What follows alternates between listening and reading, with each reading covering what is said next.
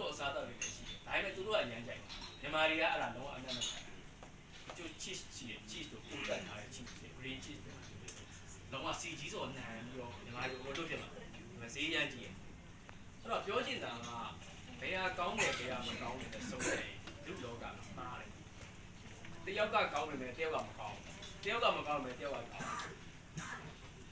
အဲ့တော့ဗုဒ္ဓဘာသာတွေဒီမှာတော့ဗုဒ္ဓဘာသာတွေနဲ့ဗုဒ္ဓဘာသာတွေဆိုကျွန်တော်တလိษံတရဝါရဲ့အသက်ကိုမတက်ရဘူးတက်ရင်ဘာဖြစ်လဲနေရေးကြည့်ပါဏာတိပါဠိ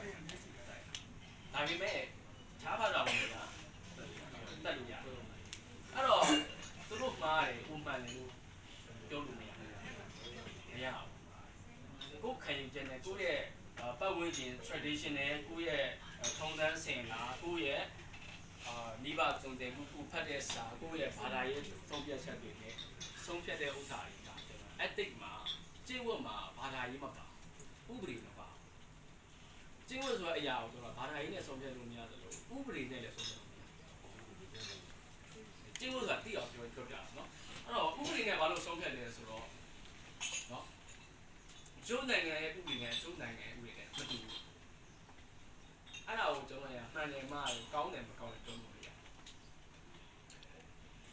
အဲ့တော့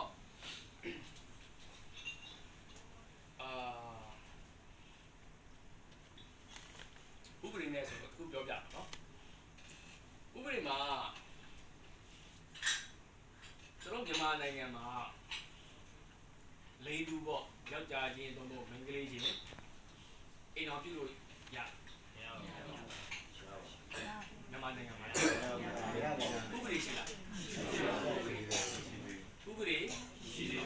မရှိတော့ပြုလို့ရတယ်